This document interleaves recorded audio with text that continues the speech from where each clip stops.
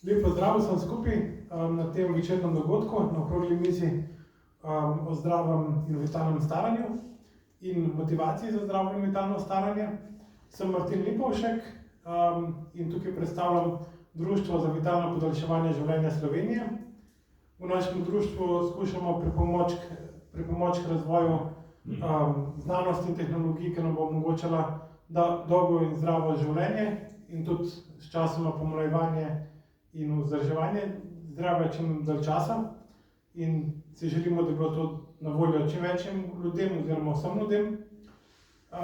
Za to okroglo mizo bi se najprej lepo zahvalil svojemu soorganizatorju, Andreju Skvarča, pa bi se rad zahvalil še udeležencema Branki Javornik in Mateju Dušaku. Rad bi se zahvalil tudi knjižnici Otona Župančiča za to krasno dvorano.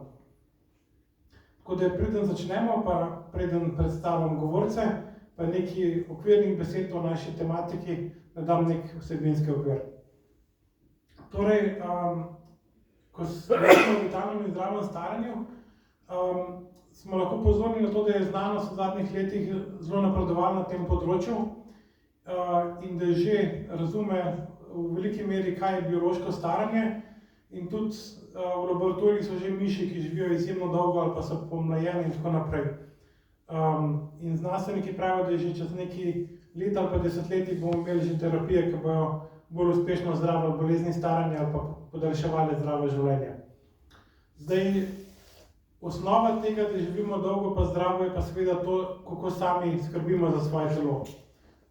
Zelo pomembno je, da se ukvarjamo s športom, da pač gibamo. Pomembno je, kaj jemo, naprimer, da ne jemo preveč sladkorja, da jemo dovolj zelenjave in drugih hranljivih zdravih snovi. Tudi psihološko blagostanje je pomembno, da pač nismo pod stresom, da smo v družbi ljudi, da imamo neke smiselne aktivnosti. Potem je to, da nimamo slabih navad, naprimer, da ne kadimo, da ne uživamo preveč alkohola. Pa na koncu to, da skrbimo, naprimer, da nas ne preseneti kakšna težka bolezen prepozno, da jo ne odkrijemo pravočasno. In te vse so neke osnovne stvari, kaj jemo, kaj gibamo, to lahko vsak človek dela, to ni omejeno samo na neko elito. Vsak se lahko ukvarja z zdravim življenjem in ponavadi je celo zdravo življenje cenejše kot nezdravo življenje. Neke nezdrave navade nam lahko ogromno denarja poberejo, medtem ko zdrava hrana nam pa naprimer lahko še manj pobere. In glavno vprašanje po zdravem življenju je seveda motivacija, kako se lahko sami pripravimo do tega, da živimo zdravo. In to večkrat ni najlažje, so zelo mamljivi nezdravi načini življenja. No in zaradi tega bomo na tej okrogli mizi govorili s strokovnjaki, ki se ukvarjajo s temi področji, in bomo probali ugotoviti, kako se lahko sami motiviramo za to, da bomo dosegali to osnovo za dolgoživost, na kateri pa lahko tudi kasneje gradimo s pomočjo napredka medicine. Zdaj bom kar vse tri predstavil. Najprej imamo tukaj zaslužno profesorico gospo Branko Javornik. Branka Javornik je bila profesorica biotehnologije in genetike na Biotehnološki fakulteti Univerze v Ljubljani. Vodila je več raziskovalnih programov in skupin, tako slovenske kot mednarodne.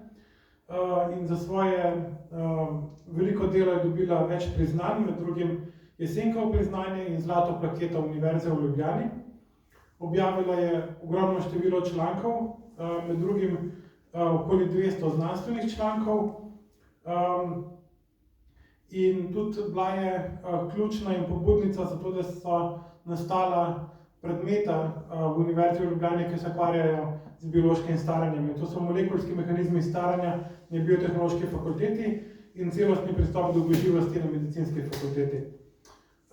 Sedaj vodi sekcijo za vitalno dolgoživost v okviru Gerontološkega društva Slovenije in tudi ena od pomembnih članic Gerontološkega društva Slovenije. In v okviru svoje sekcije in društva je tudi organizirala že 2 velika znanstvena posveta oziroma konference, take večje, v Ljubljani letos in lansko leto. Potem drugi naš govorec je znani športni psiholog, profesor za občo psihologijo na fakulteti za šport, Matej Tušak. Gospod Tušak je vodja laboratorija za psihologijo športa na fakulteti za šport in ima več drugih vodilnih funkcij, naprimer je predsednik sveta pri Nacionalnem olimpijskem inštitutu, Olimpijskega komiteja. Že več kot 30 let se ukvarja z vodilnimi vrhunskimi športniki in je njihov psiholog, tudi športniki, ki so dobili olimpijske medalje. In svoje znanje deli mednarodno, je po svetu predaval, napisal je že kot avtor ali soavtor okoli 30 knjig, pa ima več kot 500 znanstvenih ali strokovnih člankov. Ukvarja se pa tudi s tem, da svetuje podjetjem glede psihologije in motivacije, pa ukvarja več funkcionarskih del. Naš tretji govorec je Andrej Skvarča. On je strokovnjak za računalniško podprto konstruiranje in sedaj pripravlja knjigo o dolgoživosti in motivaciji za dolgoživost. Po končani fakulteti za strojništvo je delal v visokotehnoloških podjetjih, med drugim v Iskri. Potem je postal samostojni inovator. V prostem času je bil pa ves čas aktiven, bil je eden izmed top 100 gorskih tekačev in sedaj, ko ima več časa, piše knjigo 3 skrivnosti vsakomur dosegljive dolgoživosti, vitalnosti in zdravja. Mislim, da sem eno besedo zgrešil. 3 skrivnosti vsakomur dosegljive vitalnosti, zdravja in dolgoživosti in knjiga je tudi skoraj končana. Tako da prosil bi en aplavz našim trem govorcem.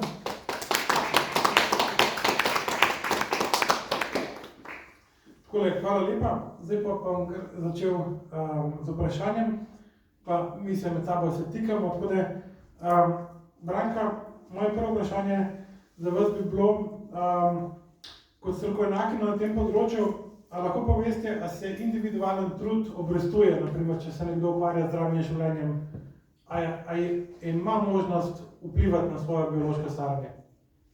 Vsekakor. Mikrofon, prosim. Hvala za besedo. Vsi lepo pozdravljeni. Mislim, vprašanje vsekakor od posameznika je odvisno. Ne? Absolutno od posameznika je odvisno, kako bo živel. Mislim, jaz sem začela z to vitalno dolgoživostjo ukvarjati 2 leti nazaj, 3 leta nazaj, po upokojitvi. In sicer me zanimajo znanstveni vidiki, ker je veliko na tem področju se ta znanost izjemno hitro razvija, postaja popularna, nekateri pravijo, da je celo revolucija na tem področju, ker se pač prihaja do najrazličnejših spoznanj, predvsem takšnih spoznanj, da je mogoče staranje upočasniti, omiliti. Najbolj optimistični pa tudi pravijo, da ga je mogoče obrniti. Jaz sem tle malo skeptična, ampak kar se pa tiče upočasnjevanja staranja oziroma da se prispeva z načinom življenja na to, ali se bodo razvile naše te bolezni povezane s staranjem ali ne, to pa mislim, da je veliko dokazov, zdaj ne samo ko se eksperimentira z modernimi organizmi, miši in tako dalje, ampak tudi pri človeku se je to že pokazalo. Ne. To se pravi, način, kako živimo, in nikoli ni prepozno, lahko vedno začneš. Tudi če si 90 let star, lahko, ampak je pa vsekakor odvisno od posameznika, kako se tega loti. In sicer zdaj eno je prehrana, to vemo, ne, to vse to poznamo. Ne. Prehrana, telovadba, ne stresa in tako naprej, to vse vemo, kako in kaj. Ne. Je pa seveda odvisno, kako se tega lotimo in koliko se tega držimo in koliko smo prepričani v to, da lahko to pomaga. In seveda, to je pa ta, imamo tle strokovnjaki, ki bojo povedali, kako lahko to dosežeš. Jaz se delno ukvarjam s tem, tudi na sebi probavam, predvsem iz tega stališča, ker me to zanima. To je moja motivacija. Moja motivacija je interes, predvsem imam tukaj znanstveni interes, kaj se tukaj dogaja, ne, ker te vse razne, od prehrane do telesne dejavnosti in stresa, to je vse povezano z našim delovanjem telesa, z našo fiziologijo, z našim metabolizmom, kako to reagira in mi lahko s temi navadami vplivamo na to, kako fiziologijo bomo imeli, kak metabolizem bomo imeli. To jaz verjamem, da je to mogoče in s tem seveda potem vplivamo na potek staranja, predvsem pa, kar je tukaj pomembno, je to, da vplivamo na potek razvoja bolezni. Ker za staranje je značilno to, da se, oziroma življenjska doba, če rečemo, je zdaj blazno dolga, ne, malo čez okrog 80 imamo pri nas let pričakovana življenjska doba. Pomemben podatek, ki pa je pri tem, je pa ta, da je to pričakovana življenjska doba, dočim pričakovano zdrava življenjska doba, to se pravi, ko si zdrav, ko nisi bolan, je pa za 20% manj. To se pravi, 20% približno od celotnega življenja smo bolani.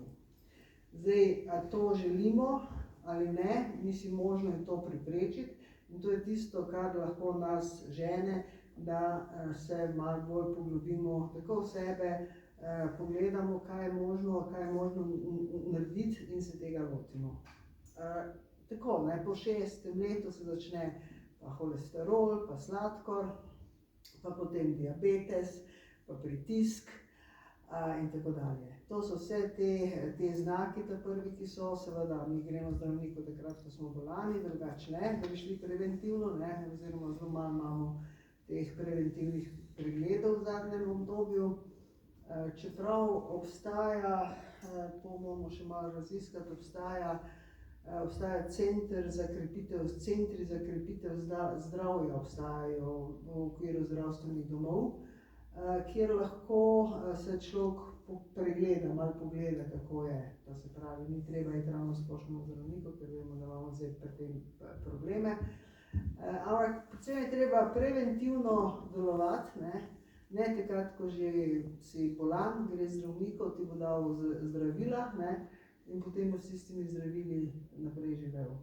Ni nujno, ne. Lahko tudi sam kaj narediš.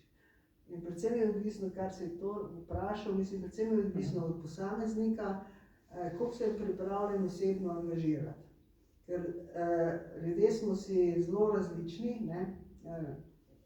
Te, kar imamo standarde, koliko moraš jesti beljakovin, pa ne vem kaj še vse, to je izračun na populaciji. To se pravi, to je splošno. Dočim posameznik je pa vsak poseben, ne. Smo zelo unikatni in to moramo upoštevati in sebe poznati, kako lahko mi to reagiramo.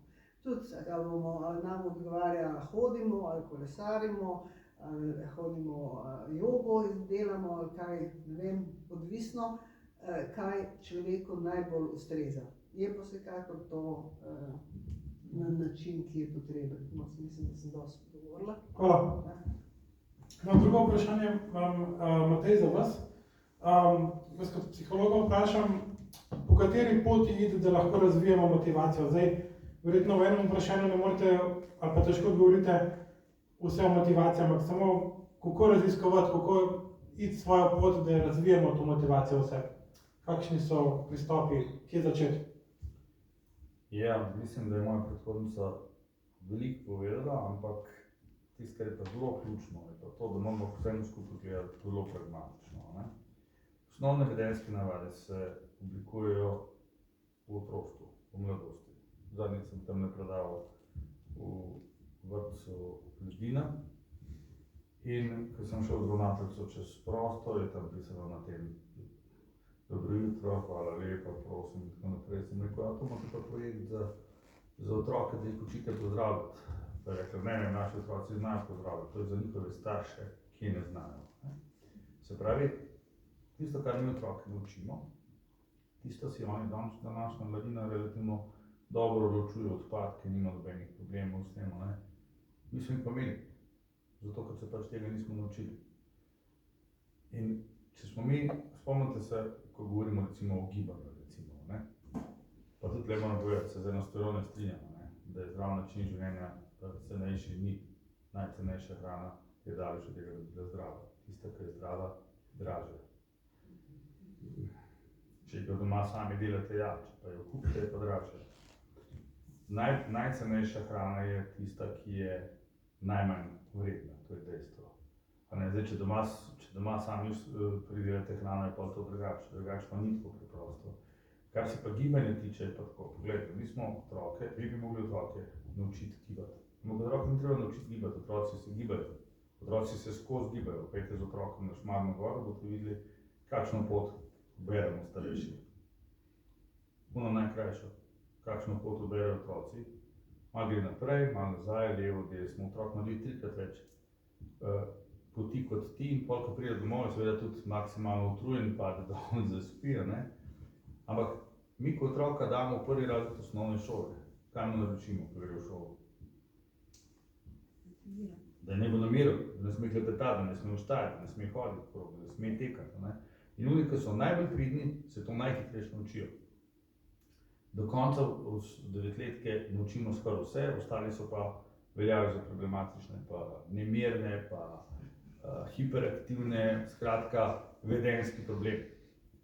Do konca osnovne šole skoraj vse naučimo, v srednji šoli športna vzgoja ni več najbolj priljubljen predmet, v osnovni šoli je. Mnoge dekleta sploh noče več telovaditi, fantje odvisno, v kakih šolah še, na fakultetah nimamo več obveznega predmeta športne vzgoje, nikjer obveznega. Potem, ko smo pa starejši, zmeraj starejši, se pa začne ta medijski opozorila, morate se gibati, premalo se gibate, dobite. Majhen otrok se giba dovolj, pa smo ga zavestno pripravili do tega, da mora biti na miru. Odraslega, ki se je pa naučil, da je največja vrednota, kakšna stanovanja so najdražja. Dajte mi povedati, katera stanovanja so največ vredna? Taka, kjer se vi pripeljete v garažo, parkirišče imate čisto zraven lifta in najbolj fajn bi bilo, da se iz lifta direktno stopite v svoje stanovanje. To so najdražje možno stanovanja. Jaz sem delal veliko programov usposabljanja za starejše zaposlene, to so te nad 50 let, ne. To, kar so državna, ko dobite priročnik, kaj naj bo za starejše zaposlene narejeno, prva stvar je parkirišča najbližje vhodu v službo. Poleg velikih črk in takih stvari. Ampak, veste, starejši ljudje bi se morali gibati več kot ostali. Kdo ima ponavadi najbližje vhodu parkirišče? Direktor, vedno, ali pa lastnik. Se pravi, več ko veljaš, manj ti je treba hoditi. In z leti postajamo zmeraj bolj pasivni. Mi smo skupaj z enim podjetjem Mikropis ves čas razvijali programe preventivne programe za hujšanje, za dvig telesne sposobnosti, za zdravo staranje v tem kontekstu. Za Majo kliniko, še zmeraj delajo oni za Majo kliniko. Tam je bilo 10 do 12 tisoč korakov, tista osnovna meja, kolikor bi bilo fajn, da se gibamo. 6 tisoč korakov je minimum, 10 do 12 tisoč korakov, če hočeš biti v približno dobri kondiciji. 10 do 12 tisoč korakov je 10 kilometrov. Zdaj, če vi imate relativno pasiven način življenja, mislim, v službi, naredite mogoče tekom dneva 1000 korakov. Če hočete narediti še 5000 korakov, s tem dobite komaj tisto minimalno dozo gibanja, je to 5 kilometrov. 6000 korakov pravzaprav je približno 5 kilometrov, recimo, to je 1 uro hoje. Ali pa 50 minut hoje, recimo, Kaj še, ampak to je tisto, kar je minimum. Ne zato, da karkoli smo zdravi, zato, da naj se ne bi govorim v kontekstu gibanja, ampak mi smo skozi šolske, skozi vrednote, skozi način življenja otroke takrat, ko so najbolj nepopisan list papirja, se pravi, ko so najbolj naučeni ali pa najbolj pripravljeni poslušati pa se učiti, smo jih naučili, da je to, da sediš, da se uležeš, da greš na sedežno, ko priješ domov, da je to neka vrednota, da se imaš fajn. Seveda to je čisto drugače. Sploh, če upoštevamo spremenjen način dela pa življenja. Zdaj, mislim, 100 let nazaj so ljudje peš hodili, ker so peš hodili, kamorkoli je človek naredil 6 000 korakov naredil, če ni nikamor posebej človek je naredil 6 000 korakov. Vi televizijo gledate, pa da nič predstavljate. Včasih, če si hotel predstavljati, si mogel narediti vsakič 5 korakov nazaj, 10 korakov, to 10krat si predstavljal, da nič, si naredil že 100-150 korakov. Mi ničesar več ne delamo in se pravi, način življenja se je tako zelo spremenil, da je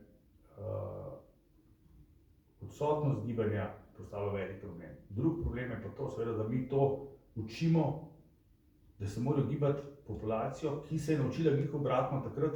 Veste, ko meni nekdo začne pamet voliti pri mojih letih, si mislim, ti boš meni razlagal. Otrok posluša, pa sprejema večinoma vse.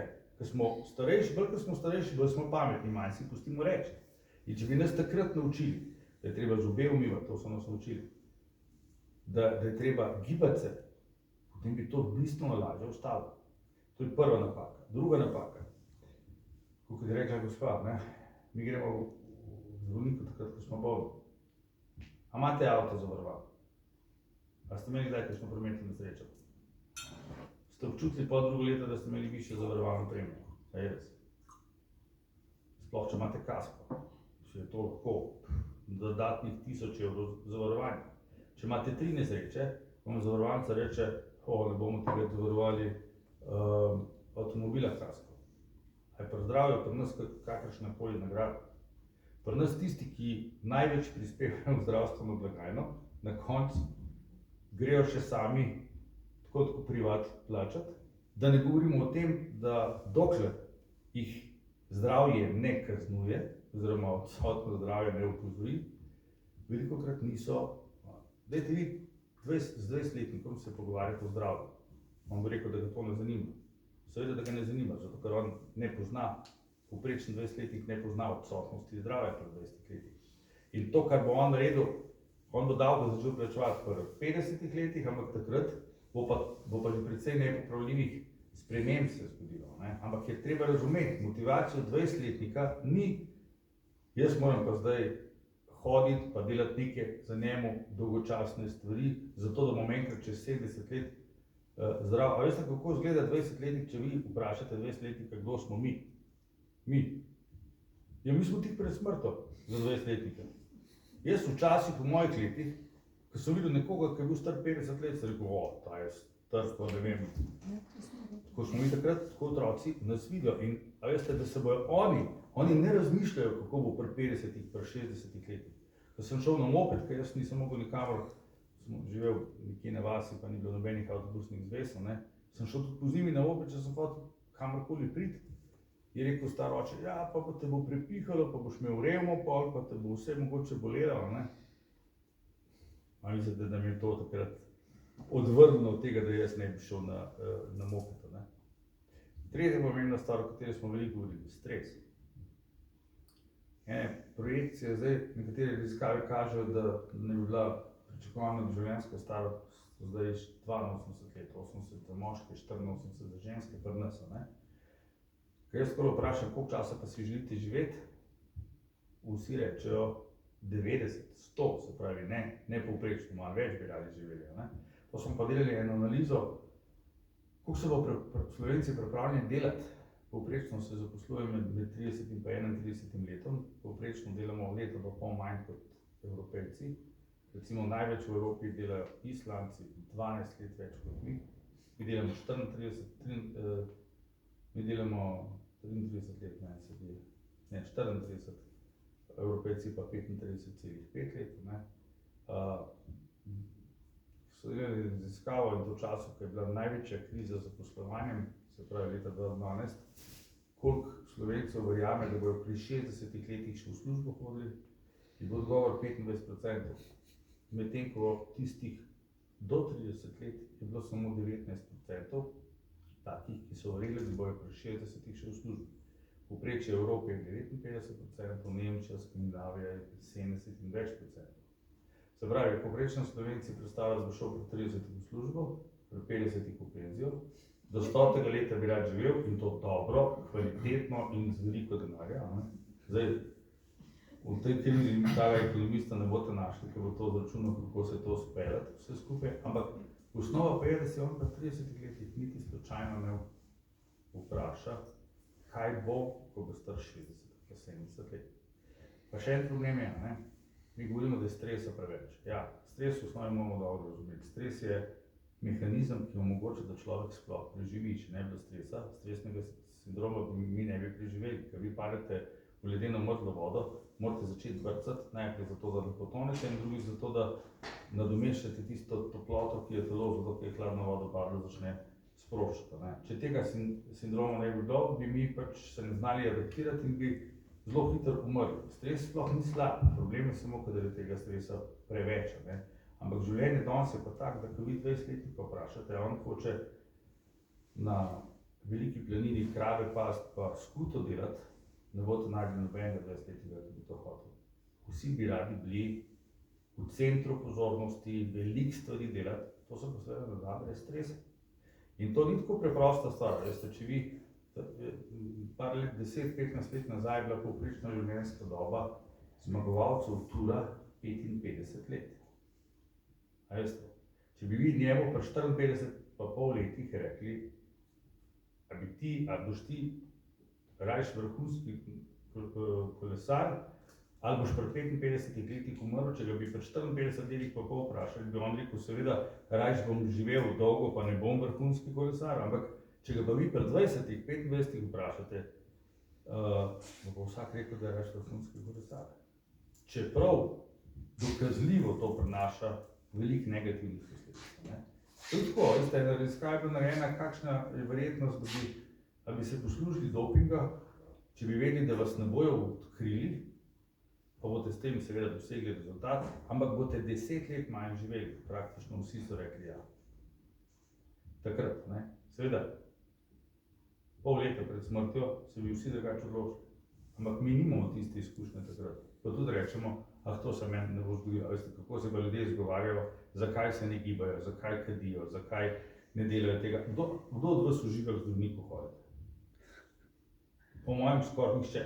Če pa je kdo, ga pa ponavadi klasificiramo kot hipohondra, se pravi, nobeden noče iti k zdravniku in greš pač takrat, ko je nujno, ko se ti zdi, da je nujno, je zato je ta preventiva, to, kar ste vi omenili, jaz sem v enem takem programu sodeloval, tam na Vrhniki takrat, to so super te centri, ampak mi ne gremo tja, dokler nas nekaj ne zaboli. In zdaj, če imate srečo, da vas relativno zgodaj zaboli, mogoče začnete relativno zgodaj tudi preventivno delati, sicer pa ne, ker mislimo, da se to nam ne bo zgodilo. Tako da tukaj iskati motivacijo je zelo težko, posebej takrat, kada te nekaj na zdravju zelo hitro prizadene, takrat je to lahko, ampak včasih je že prepozno ali pa včasih te tako zelo udari, da ne preživiš. Tako da motivacija za nekaj, kar danes ne obstaja, namreč bolezen danes ne obstaja, je izjemno težka, ljudje smo pa kratkovidni v tem pogledu. Žal. Ste hoteli še nekaj dodati? Ja, sej, lahko nekaj kratke Jaz replike. sem nekaj dodam. Zdaj, ja, bolezen ni nujno, da si bolan takoj, Sej ne. Nisi. Ampak se staraš. In s staranjem pridejo določene težave. In to so težave, ko težko hodiš, ko te začnejo kolena boleti, ko te začnejo kolki boleti, ko ne moreš več vstati tako enostavno, nimaš več stiska roke pravega in tako naprej. To so vsi taki znaki staranja. No in ki potem peljejo še naprej. Postajaš omejen v gibanju, pa ni treba, da imaš zdaj srčni infarkt. Ampak taki te geriatrični znaki, ki imenujejo staranja, se začnejo pojavljati naprimer po 65 letu sigurno, po 70 še bolj. No in te zadeve je mogoče na nek način umiliti. Zakaj bi bil človek pa ga skozi neke boli, pa ne more pa po stopnicah hoditi? To se da narediti, to se da pomagati. Pa tudi takrat Ne? se da ustvariti motivacijo, ko se ti znaki zgodijo. A veste, rečete, a saj vidite, niste več toliko spretni, pa ste padli, a ne? To je seveda treba izkoristiti za tako zadevo, ampak tukaj je pa še drug problem, o katerem smo veliko govorili na področju športne rekreacije. Mi smo na področju vrhunskega športa res super narod, imamo zelo veliko vrhunskih športnikov, nismo pa razvili tega vrednote gibanja, to je pa znak moderne družbe, se pravi, da se vsi ljudje ali čim večji procent ljudi ukvarja z gibanjem, da je to vrednota, da razumejo, da je to gibanje za zdravje, ne vrhunski šport, ampak športna rekreacija. In to so stvari, če pogledamo nazaj, kako je izgledalo, najprej se pehamo za ne vem, službo, za kariero in tako naprej, pa imate otroka, pa imate družino, pa težko pride z prvega stanovanja in tako naprej. In potem človek išče izgovore, enkrat je en pokojni profesor pri nas na fakulteti naredil raziskavo na temo, kaj so vse izgovori za to, da se ne ukvarjajo z gibanjem, in jih je bilo več, kot je bilo motivov za ukvarjanje z gibanjem. Ne? Zelo dobri smo v tem, da najdemo razloge, zakaj zdaj nimamo časa za to, ne? Ampak mi se potem, prejšnji sistem je izrazito ustvarjal pasivne ljudi. Ljudje so šli enkrat na leto na dopust, nekam v prikolico, nekam, kar je služba poslala. En del ljudi je bil kakor toliko aktiven, pa so šli malo v hribe hodili, pa to, da so bili pa rekreativno precej slabi. Mi nismo bili, seveda so še slabši narodi, recimo Indijci, ne znajo ne teči, ne hoditi, ne nič, ampak generalno v Evropi smo mi precej slabi v tem. In to je zdaj populacija, ki ni navajena, zato ker ga zaboli koleno, kar takoj iti na internet pa pogledati, kje zdaj ponujajo neko primerno vadbo za starejše. Se pravi, mi moramo s programi priti domov, potrkati na vrata, dati listek, pozvati na neko promocijsko aktivnost, ki bo na začetku tudi brezplačna. Ne? Stari ljudje veliko denarja dajo svojim vnukom, svojim mlajšim, za sebe si ga pa ne privoščijo. In zdaj, jaz sem bil ves čas sem delal na tem, da bi ta rekreacijski dodatek, ki je bil včasih, mi drugače zorganizirali. Ne da dobijo denar, enkrat, ker ta denar ne gre v rekreacijo, ampak da mi rečemo, da toliko denarja ga boš dobil, ki ga lahko porabiš nekje v nekih programih, ki bi jih pa potem nosilci rekreacije organizirali v tistih časih, ki so drugače prazne dvorane, za seveda čim bolj ugoden znesek. Pionisti bi brez problema dopoldne bili, takrat, ko so drugi v službah. Mi smo naredili par tak programov, recimo smo naredili en program hodečega nogometa. Tudi smešno se sliši, smo imeli več žensk kot moških, samo enega moškega, pa same ženske smo imeli. To je zgodba, ki jo UEFA poskuša razvijati, se pravi, igraš nogomet, žoge so precej lažje, prostor je precej manjši, ampak ne smeš pa teči, osnovno pravilo je, da ne smeš teči. In so praktično nobenih poškodb, vsi lahko to delajo, stvar se pa seveda sestavi ne samo z rekreativnega vidika, ampak tudi socialnega vidika. Ljudje pridejo tja, se tam začnejo družiti, se imajo fajn. Tako da možnosti je veliko, seveda dilem pa težav pa tudi precej. Pa moram malo, da ne bom sam jaz govoril. Hvala. Zdaj pa za Andrej, zate. Bi samo kaj besede na to temo, ker se strinjam, da je v mladosti premalo zavedanja, premalo motivacije, ker imamo itak postopna sogovornika že dobro razložila iz prakse, iz strokovnega vidika. Iz mojega pogleda na to je pa tako, ko sem bil jaz mlad, sem imel srečo, da sem že v družini spodbudo za zdravo življenje, predvsem za strani matere. In potem sem se nekako skozi zavedal, da se bom z zdravim, s športnim, z rekreativnim življenjem ohranil kvaliteto življenja tudi v starosti. To sem se dalje bolj zavedal. No in sem se pač naredil neko tako vsakodnevno rutino in sem se navadil na to. Lahko nekdo bi rekel, da sem odvisnik od tega, ker če bi kakšen dan ali pa kakšen teden moral abstinirati glede treninga, ampak to je čist lahek, ne. Zdaj, ko sem starejši, čez dalje lažji. Tako da, recimo z mojega vidika, je tako, da je mogoče tisto, ko se bojiš težav v starosti, da je to dobra motivacija. Ne? Sam ljudje si zatiskajo oči pred temi težavami. Ne? Zakaj se zatiskajo oči? Imajo vsakodnevne skrbi, imajo interese druge, kakršnekoli so že, ampak ko jih pa nekaj prizadene, takrat se pa šele zavedajo. Ne? Mogoče, če je prizadetost, če ni hudo, če se lahko potem pozdraviš, imaš eno izkušnjo, ki te potem popelje v motivacijo za zdravo življenje.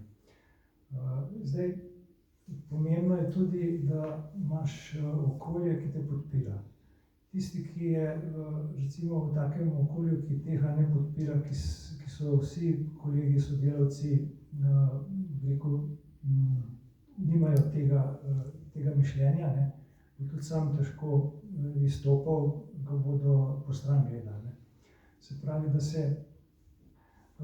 se moraš iskati družbo, pa tudi se pogovarjati, pa se včlaniti kamorkoli, ali pa si najdeti prijatelji s podobnim mišljenjem.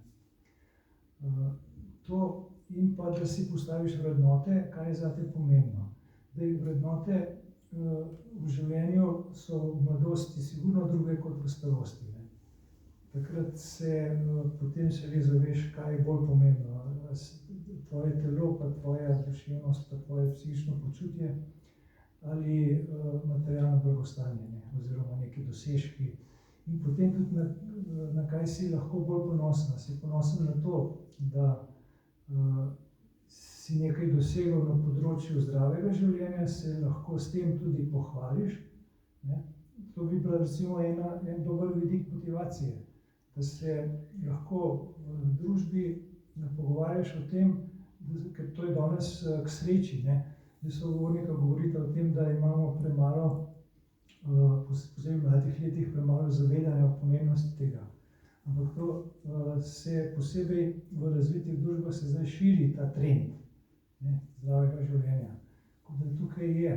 In tudi v Sloveniji mogoče zaostajamo za kakšnimi zelo razvitimi narodi, ampak je pa ta trend. Ne. In če se temu čim bolj pridružuješ, če se izobražuješ, spoznaš osnove tega, se pravi, da poznaš, kaj je koristno za tebe, kaj ne, in se tega tudi držiš, greš v akcijo, to izvajaš. Ampak moram pa samo eno stvar povedati, da je pa tudi en drug trend, ki je pa škodljivo. Namreč včasih ni bilo telefonov, ni bilo računalnikov, otroci so prišli domov, so šli na igrišče. Mislim, kar so pač imeli. Če ni bilo igrišča, je pa šel teč, je pa šel s kolesom celo. Danes tega večinoma niti slučajno ni več. Danes so čist druge stvari in so že otroci bistveno manj telesno aktivni. Potem so se razvadili, mislim, to je treba vedeti, vse otroke vozimo.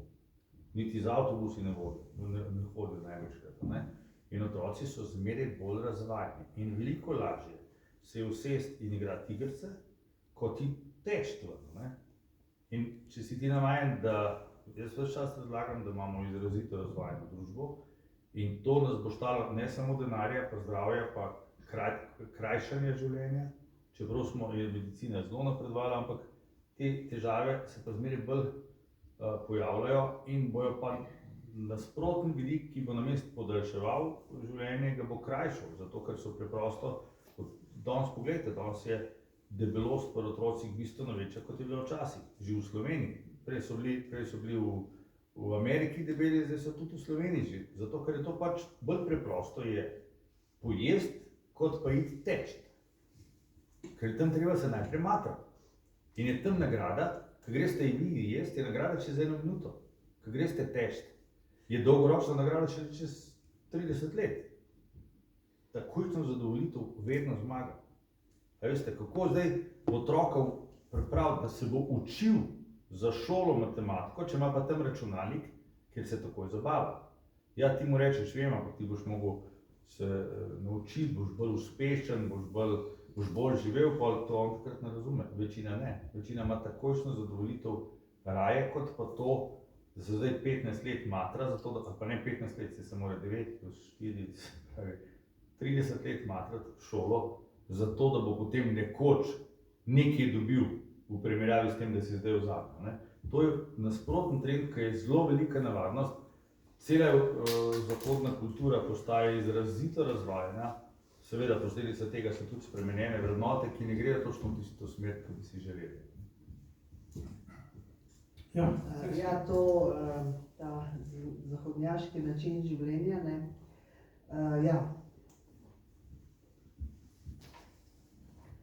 To ne gre skupaj z genetiko, na primer, ker mi smo podedovali gene, da gremo malo na to področje, podedovali gene od naših prednikov, ki so živeli popolnoma na drug način. Najmanj 10 km na dan so hodili, da so nabirali si hrano, iskali in tako naprej. Zelo skromno so se prehranjevali, zelo redko kdaj so jeli mamuta, da so se lahko tako dobro najedli in si naredili zaloge za slaba obdobja. In zdaj imamo mi to se pravi, so se razvili obrambni mehanizmi za tak način preživetja. To se pravi, veliko telesne dejavnosti in zelo slaba prehrana. Tako se je pač človek razvijal in tako je tudi preživel, ker drugače ne bi preživel. No in zdaj smo s temi geni mi prišli sem v to obilje, preobilje, ko imamo vsega veliko in pač to ne zdrži, telo ne vzdrži tega, ne. Pač ne gre, to ne sovpada in zaradi tega je treba se tlele malo nazaj držati, ne, če se ne da, pač ne vse, kar je na razpolago. Pri prehrani, na primer, to je absolutno, se prenažiramo, to je dokazano, na primer imenujejo restrikcija kalorij, ki nedvoumno podaljšuje življenje, tako na poskusih pri živaleh, opicah in človeku. To se pravi, če manj ješ, ali pa na primer v teh modrih conah, kjer ljudje živijo zelo dolgo, to so našli par, na primer otok Okinawa. Oni, na primer, jejo za 20% manj hrane, to je na Japonskem, kot pa na glavnem otoku. 20% manj. Količinsko in pa seveda še sestava je drugačna, predvsem manj mesa, veliko se gibajo, sami si morajo vse predelati, ne, s tem, ko si predelujejo, se gibajo, in pa zelo imajo razvito solidarnost. To je taka pomembna zadeva, ki prispeva, ne, da ni stresa in tako dalje. Občutek varnosti. Ja, tako. No, pa še 4 cone so take, kjer imajo podoben način življenja, ampak predvsem manj hrane, pa ne ta ogromna preobilnost. Ampak to ne vem, kako se bomo tega rešili, da na primer nekatere države so zelo dobro uvedle davek na sladkor, na sladke pijače, ne. Ker sladkor to je ubijalec, to moramo vedeti, ne. To je ubijalec in če je zdaj povišan davek, pri nas to ne gre zgleda skozi še, se potem pač zmanjša njihova poraba, od Coca-Cole naprej in tako dalje. To moramo vedeti, ne, in tudi v šoli bi bilo treba to učiti. Prehrana, sladkor, ne. Pač naši predniki sploh niso vedeli, kaj je sladkor, to smo šele zdaj razvili. Mislim, da je iz Južne Amerike prek sladkornega trsa prišel v Evropo in je potem bil predvsem za ta bogate, za te kot posladek, ne, kot nekaj boljšega, nekaj, kar si lahko samo bogati privoščijo, no, potem se je pa to tudi razširilo še na drugo populacijo. Je pa znano, da so te, na primer, razni plemiči, da so imeli kar veliko bolezni, ne, debelost, pa putiko in tako naprej, to je poznano, ampak to je bil način prehranjevanja. Preveč so jedli, pa sladkor so jedli. Kaj še nosili so jih Ja, Ali pa skočijo se hodili pa vozi, sploh da niso. so Ja, hodili, ja. ne. No, če bi pa zdaj še tle dodam, je pa v Sloveniji imamo kar nekaj programov, ki naj bi spodbujali telesno dejavnost. Kar nekaj je teh programov preko Nacionalnega inštituta za javno zdravje. Ampak jaz ne vem, kako se to izvaja ali se ne izvaja. A imate vi kakšne podatke, ideje, ker ljudi je treba angažirati, ne? Saj vidite, kako je v zadnjem času zelo veliko projektov, pa na koncu Ja. ni prav veliko narejenega iz tega, ne. Druga stvar, ki je pa zelo pomembna, je pa to, da te gibalne navade so navade, razvijajo se. Jaz sem rekel, mi jih moramo razvijati v obdobju otroka, pa pol seveda, če bi uspeli podaljšati še skozi obdobje izobraževanja do fakultete, a ne, to, kar je včasih že bilo, zdaj pa ni, bi bilo to toliko lažje, ne. Potem tudi, če človek bi takrat, ko je najbolj aktiven, ne vem, okrog 30 let, če bi za par let malo manj se gibal, ne, bi bilo to mogoče 5 let, pa bi zelo hitro, če si se ti 25 let učil, da je to nujno potrebno, da je to sestavni del, da je to fajn, ne, bi bilo potem tudi tista vrnitev nazaj lažja. Drugače pa, če mi pri 15 letih otroka pripravimo, da je največja kvaliteta, da se z avtom vozi okrog, da niti ne on, da ga še drugi vozijo, ne, danes vidimo, da tudi nekateri do 20, 22, 25 let sploh ne gredo delati izpita za avto. To je v bistvu odraz tega, da smo popolnoma razvajena družba. Zakaj? Ker jih tako starši vozijo. Jim je to bolj preprosto. Ob 3 ponoči jih pridejo v Ljubljano iskati, da jih bodo domov pripeljali. To je razvajena družba in tukaj ni tako preprostih odgovorov, kako bomo to rešili. Prej, ko smo govorili o sladkorju, to pa mimogrede droga, ko od majhnega naprej otroka zasvajamo. Ampak to je še en dokaz, to je veliko bolj fajn, pa imate otroka, ki nič druga ne jejo, meni pripeljejo otroka, ki ne je ničesar druga razen sladkarij. Že otrok, ampak to so starši krivi. Tako kot so starši krivi, če se ta otrok ne zna normalno spoštljivo obnašati do drugih. Tudi to so starši krivi, ampak najlažje je dati otroku, tudi, a veste, cel sistem je, vi pridete v trgovino zdaj. Ob vhodu v trgovino so same sladkarije. Vsakemu otroku se zmeša, če ga zraven peljete v trgovino in pač nekaj doseže, da vsakič dobi. In potem je to navada.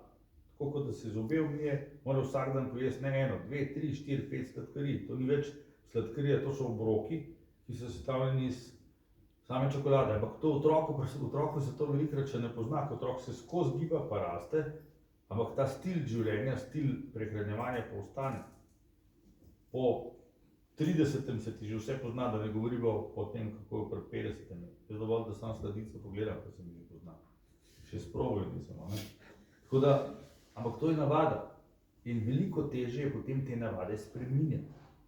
To pa, kar je rekla gospa, je pa točno to, ne. Mi smo veliko v okviru teh programov delali tudi programov za hujšanje, ne. Amerika imajo diet, se začne s tem, da pač nehaš sladke pijače piti. To pri nas ne deluje dobro, ker nismo tako hudi potrošniki sladkih pijač, kot so v Ameriki. Pri nas je treba še kaj druga restriktivno narediti, ne. Tudi tam je osnovno pravilo, da nehaš v gostilne hoditi. Zakaj? Zato, ker v gostilnah povsod dodajajo sladkor zraven. To sploh ne veste, koliko sladkorja pa hidratov pojeste pri vsaki hrani, ker mislite, da sploh nima hidratov noter ali pa sladkorja, pa je to dano zraven za okus, zato ker glavni okus dajejo maščobe ali pa sladkor. In potem, če imate vi low fat, je sigurno veliko sladkorja, če pa imate malo sladkorja, je pa veliko maščobe, ne. Največkrat imajo pa vsega veliko, in maščobe, in seveda uporaba ali pa poraba te energije nikoli ni taka, kot je vnos. Tako da, z vidika gibanja, tega kako navaditi, kako te programe narediti, jaz mislim, da imamo bistveno premalo programov, ki bi ljudi postavljali v to, da bi začeli spreminjati navade. Zdaj tisti, ki so imeli, tako kot je gospod rekel, ne, v mladosti nekoga, ki je bil vzornik, pa jih je naučil, da je to sestavni del življenja v družini, tisti so to sprejeli naprej. Vsi pa nimajo tega. Mnogi nimajo nikakršnega vzora in seveda, če mi skozi šolski sistem ne ustvarimo te navade, bomo imeli potem zmeraj več težav. Mi imamo pa danes navado že pri otrocih problem, da se nočejo gibati, ker so postali leni, ker jim je vse težko, ker je bolj fajn sedeti, gledati televizor, računalniške igrice, pa zraven jesti čokolado. Čips. Ja, hvala. Verjetno tudi te razloge, ki smo jih zdaj slišali, so tudi vas spodbudili, Andrej, da ste začeli pripravljati oziroma že skoraj končali knjigo Dolgoživosti po motivaciji. Nam lahko še kaj zaupate, neke pomembne točke ste že govorili, nam lahko še kaj zaupate, kakšne stvari iz vaše knjige, ki jo zdaj bo kmalu šla oziroma bo končana? Ja, zdaj na to temo motivacije je v moji knjigi sicer rdeča nit, ampak jaz hočem poudarjati predvsem to, da bi se nekako razširilo zavedanje o pomembnosti zdravega življenja. Zdaj, v moji knjigi, recimo že iz naslova 3 skrivnosti, lahko takoj povem, da prva skrivnost je, da se zavemo, da lahko sami pri sebi z preprostimi ukrepi veliko dosežemo. Ne rabimo nekih terapij, nekih dragih studijev ali pa nekih masaž ali pa nečesa, ampak rabimo zdrave navade. To je prva skrivnost, ki sploh ni. Druga je ta, da se premalo zavedamo, kaj nas čaka v starosti. Če bi, se pravi, pri vsaki motivaciji imaš 2 glavna motiva, ali nagrada ali kazen, oziroma trpljenje, strah. No in če nimamo strahu, jasno ne vemo in se niti ne bomo spremenili. No, tretja skrivnost je pa, da spremenimo način razmišljanja, da si postavimo prave prioritete, da imamo prava prepričanja, da delujemo na pravi način, pa da se pač tudi obnašamo in da gremo v akcijo. Se pravi, mindset. To so tiste osnove, rekel take, sicer bolj teoretične. No, ampak v praksi je profesor Tušek zelo dobro pa nazorno povedal, kaj se dogaja v Sloveniji in tudi po svetu, v našem trenutnem obdobju, ki ga živimo. Ampak čezmeraj je pa potrebno čim bolj širiti to vedenje o pomembnosti tega in sicer dobro, jaz pišem knjigo. Kaj pa drugi? Kaj pa tisti, ki delujejo v šolstvu? Kaj pa tisti, ki delujejo v javnem zdravstvu? Bistveno premalo je širjenja te pozitivne propagande o tem. Ker dobro, šolstvo itak je z tega vidika zelo pomanjkljivo. To je že profesor povedal. Zdaj, kaj pa je v zdravstvu? Imamo Nacionalni inštitut za javno zdravje, imamo programe, projekte. Koliko ljudi ve za te projekte? Recimo centri za krepitev zdravja.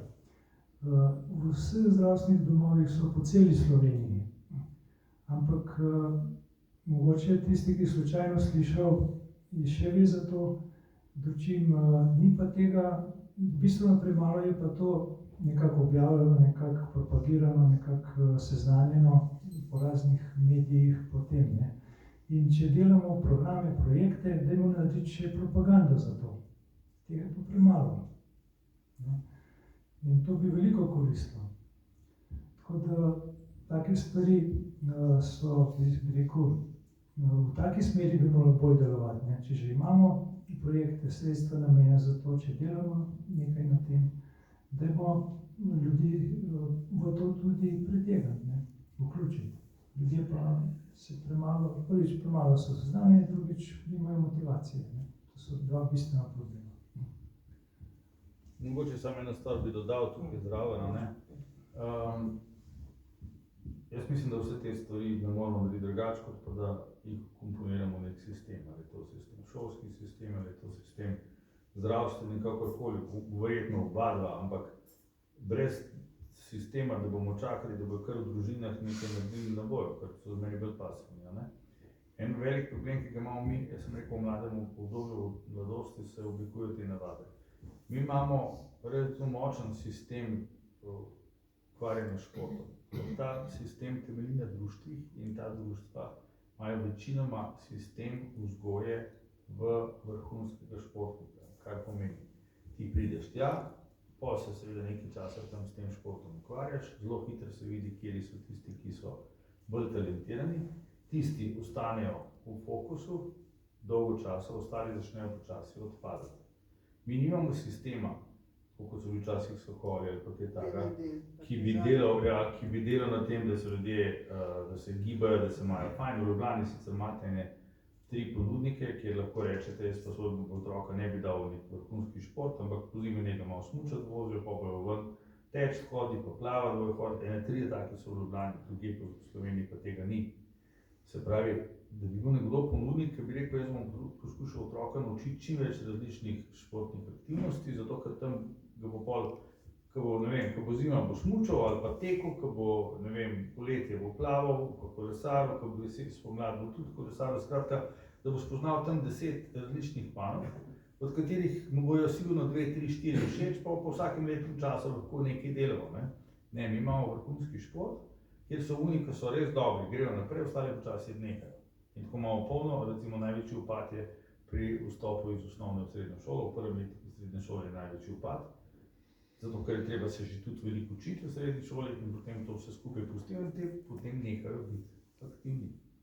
Pri 15 letih, če bi jih držali do 30 leta, bi razvili navade, ker bi pol tudi takrat, ko je kriza, bi najbolj čas za to, da se ukvarjajo s športom. Tako da brez tega sistemskega pristopa, jaz mislim, da ne bomo tega problema rešili. Še vprašanje, pa lahko publika tudi razmišlja, da svoje vprašanja za Branka bi vas vprašal. Kot sem že omenil, ne bi organizirati tudi konference o zdravi dolgoživosti pa tako naprej. Pa kako vidite, da lahko znanje o dolgoživosti na tem bolj biološkem, medicinskem nivoju nam na primer pomaga pa nas motivira, da spremenimo svoj način življenja? No, to sekcijo pri Gerontološkem društvu Vitalna dolgoživost smo ustanovili pa z namenom, da promoviramo prvič raziskave na tem področju, ker v Sloveniji na tem področju zelo malo raziskav, znanstvenih raziskav, kar se tiče biologije. Na sociološkem področju je več tega, dočim na biološkem področju je pa tega zelo malo, oziroma so te raziskave zelo fragmentirane. In to je potem seveda osnova za naprej. Druga zadeva je, ki si je ta sekcija zadala, je pa ta, da bi poskušali malo propagirati, tako kot je Andrej rekel, vitalno dolgoživost, kako se da živeti dobro, zdravo, na kak način. To ni treba ne vem kakih vložkov ogromnih v to, ampak je treba pač malo znanja vedeti, kako je to mogoče doseči. In pa seveda eno motivacijo imeti, ki pa mislim, da lahko pride s tem, da če začneš to malo prakticirati, to je način življenja, da manj ješ, da se gibaš in tako naprej, to je pač način življenja. In potem, če vidiš, da se boljše počutiš, imaš veliko nagrado za to. Tako da to je zelo preprosto. Te konference, ki smo jih pa imeli, oziroma ta 2 posveta, to je bilo organizirano v okviru Mestne občine Ljubljana. Prvi posvet 22. je bil na temo, da smo sploh potegnili skupaj, kdo zna kaj povedati o vitalni dolgoživosti. To se pravi z imunološkega stališča, telesne dejavnosti, stališča prehrane, stališča bolezni, naprimer povezane z rakom, splošno kako se gleda na to vitalno dolgoživost, kako je stanje znanosti na tem področju. To je bil en posvet, ta drugi letošnji je pa bil na temo, kako lahko merimo staranje. To se pravi, kako hitro se staramo. Ker eno je ta kronološko, tle nimamo kaj, to je pač koledar določa, koliko smo stari, ne, od rojstva naprej. Drugo je pa tako imenovana biološka starost. Zato pa imamo seveda instrumente oziroma orodja, s katerimi lahko merimo, koliko se mi staramo. Eno je z temi splošnimi znaki, že znanimi, naprimer geriatrična ocena je ena taka zadeva, ki so jo končno razvili naši geriatri v Sloveniji preko tega zdravniškega društva, ampak to šele lani. Tako da obstaja priročnik za to in je na razpolago zdravstvenim delavcem, da lahko to uporabijo, ker večina pacientov oziroma večina ljudi v ambulantah je starih, ne. Ampak jih ne obravnavajo tako, jih obravnavajo drugače in to ni prav, ne. No in potem smo seveda, ker pač delam na genetiki pa biotehnologiji, smo predstavili tudi te najnovejše sodobne tehnologije, ki omogočajo merjenje oziroma potek staranja. To so razne tako imenovane biološke ure. In to je lahko ena taka spodbuda, na primer za posameznika, ker se lahko zelo preprosto zmeri, lahko s krvnimi testi narediš določene krvne teste in potem imaš programe, ki ti izračunajo, kakšna je tvoja biološka starost. In potem čez pol leta ponoviš ta test in vidiš, ali si se postaral, ali si se pomladil, ne.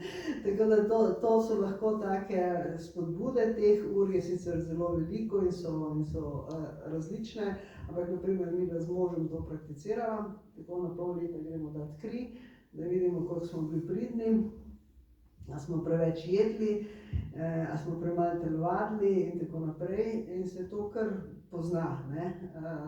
Je zelo dober pokazatelj. Je pa seveda še veliko drugih možnosti za te biološke ure, epigenetske in tako naprej, ampak ne bi zdaj o tem razlagala.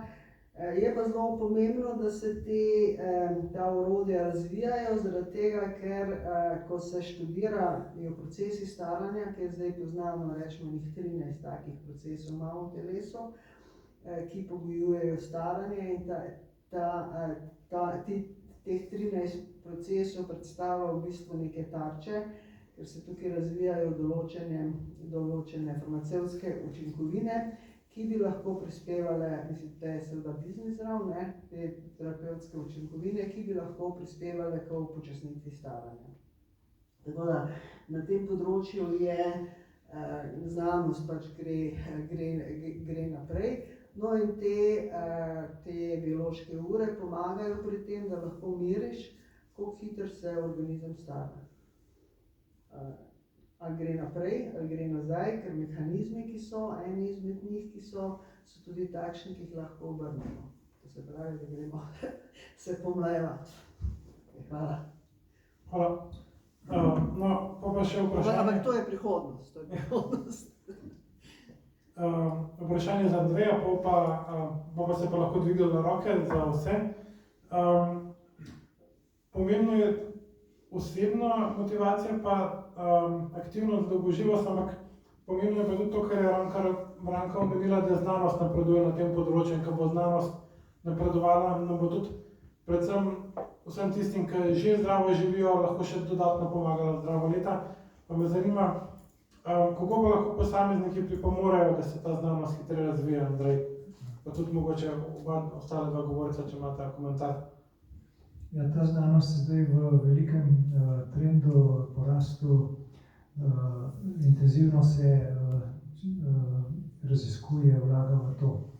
Zdaj, mi kot običajni navadni ljudje, ki nismo, jaz osebno nisem v to nič vključen.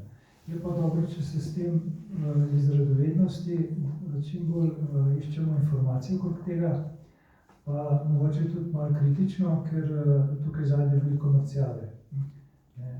Od prehranskih dodatkov do čudežnih neke kačje olje in take zadeve, ki so pač, bi rekel, blef, ne. Ampak Tisto, kar je pa nekaj koristnega za široke množice, je pa kvečjemu eni dosežki, ki bi dejansko pomagali vsem ljudem. Tukaj bi bilo mogoče, bi lahko rekli, da to je ena oblika preventive, ki bi bistveno zmanjšala stroške zdravljenja. To bi moglo zanimati in zdravstveno zavarovalnico in državo. Ne.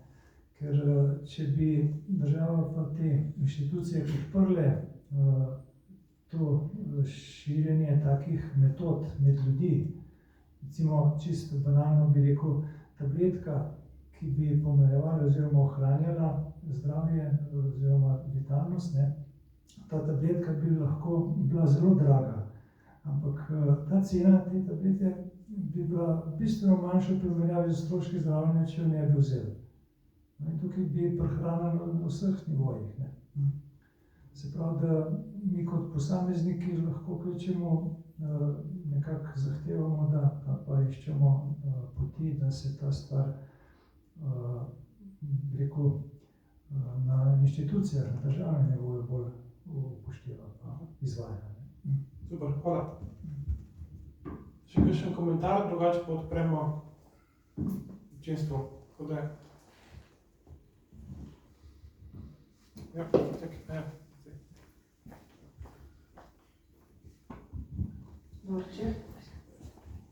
Meni je pa všeč, ko ste rekel, da treba sistemske spremembe narediti.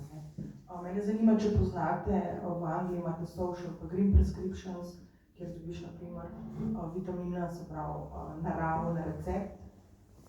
Tam se v bistvu detektira, kaj človek rabi, ni treba samo, da je neka tableta, ali pa, ampak dobijo to pač na recept. Imaš znotraj zdravstveni struktur ljudi, ki te recepte, se pravi social pa green prescriptions dajo. Dočim, na primer, Koreja, Japonska, oni imajo te gozdne inštitute, kjer se pač dogajajo zdravljenja, antistresna in tako naprej. Pa me zanima, če kaj veste več o tem pri nas, kaj se dogaja. Jaz sem že prej omenil, mi smo delali po svetu veliko teh preventivnih programov, predvsem na mobilnih aplikacijah. In po svetu so že sistemi, kjer, če ti lahko dokazuješ, da si toliko in toliko se gibal, je tvoje zdravstveno zavarovanje cenejše. Pri nas tega ni.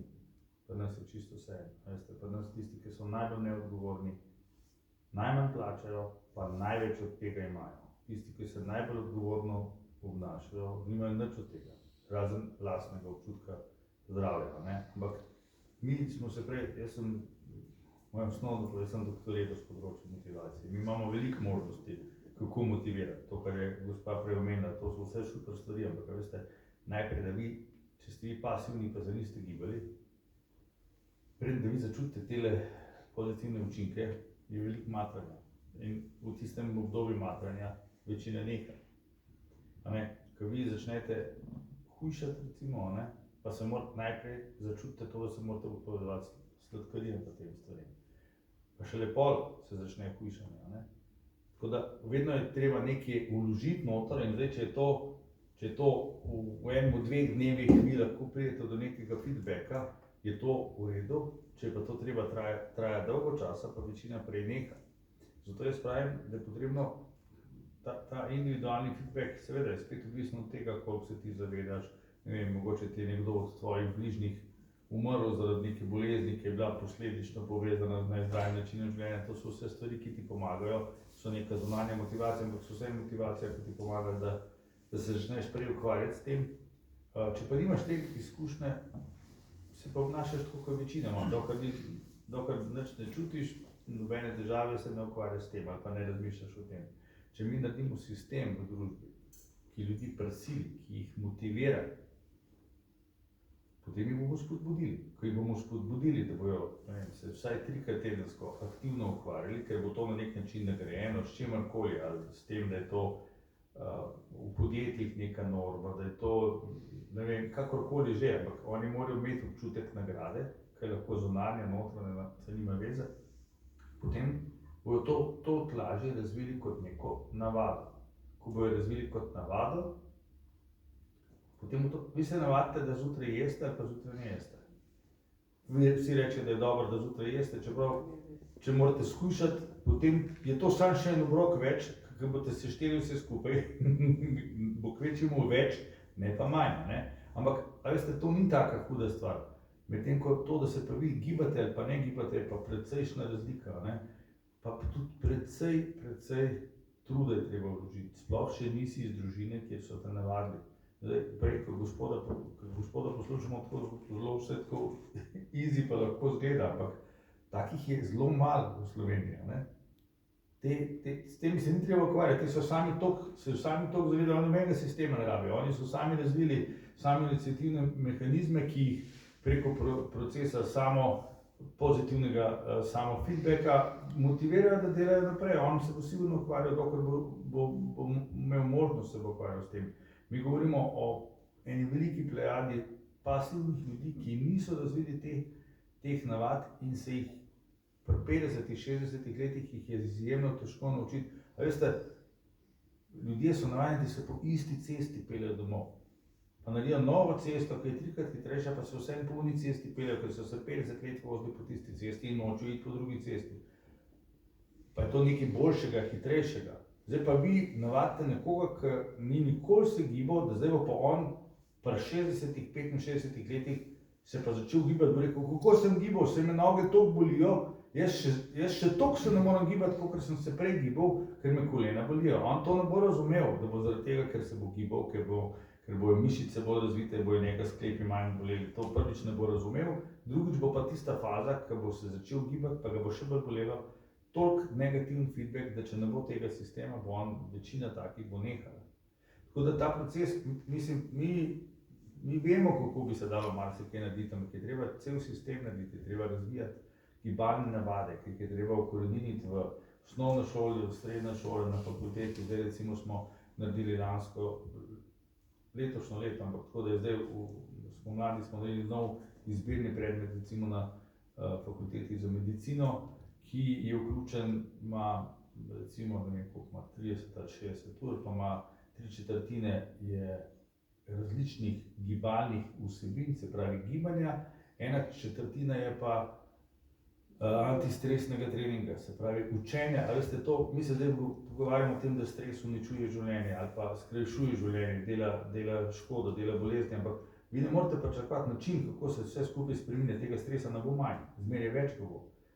In tudi ne moramo reči, da si pa zdaj ljudje kar naenkrat ne bojo več želeli biti uspešni, biti tekmovani, to je pač v naši naravi. Mi moramo ljudi usposobiti, da jim ta stres ne bo prišel toliko do živega, zato ker je ta naš sistem antistresne reakcije vezan na 400 000 let starega neandertalca, ki je pač tekel ali zato, da je ujel plen, ali pa tekel zato, da ga lev ni ujel.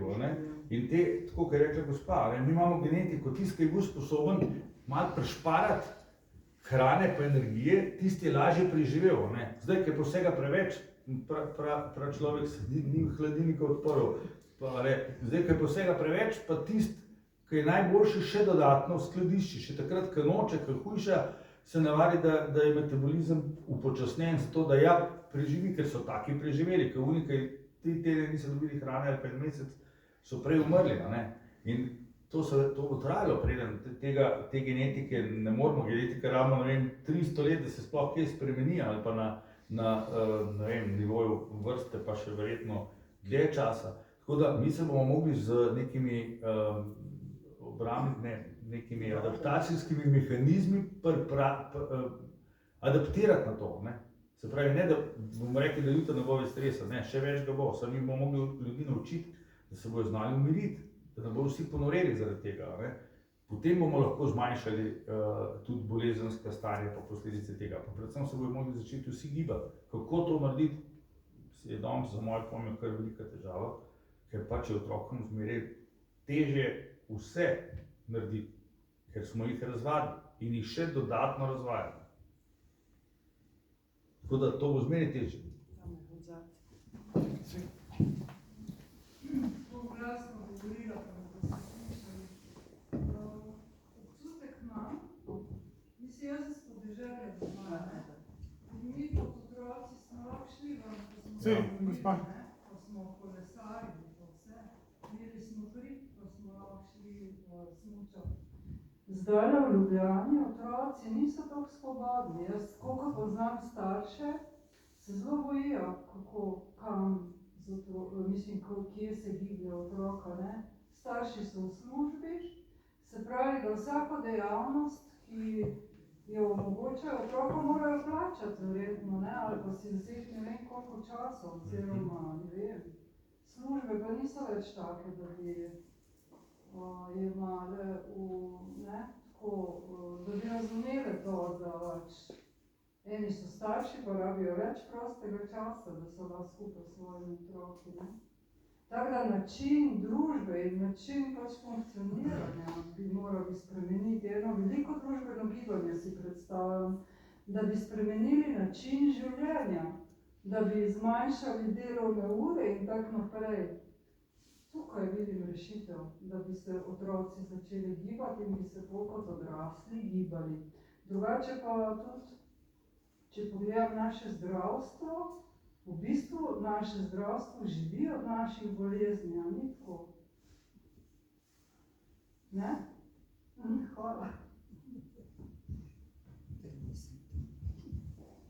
Če to? Dober večer. Jaz bi se dotaknil tega izjave, ki jo postavili za skoraj aksiom, da je šport zdrav, ne. Me zanima komentarji gostov, mogoče koga, če gledamo iz perspektive oksidacije, ne. Kako lahko dokažemo, da oksidacija v bistvu v športu ne povzroči škode, dolgoročne škode. Vemo, da sicer ima telo sistem, ki vzajde antioksidante, ampak kako lahko dokažemo, da je dovolj proizvede, da ta učinek, ki se pozna še čez čas, no, hočem pač vprašati, če bi kako kritično vrednotil to izjavo, da je šport zdrav, predvsem iz vidika oksidacije. Hvala. Zdaj,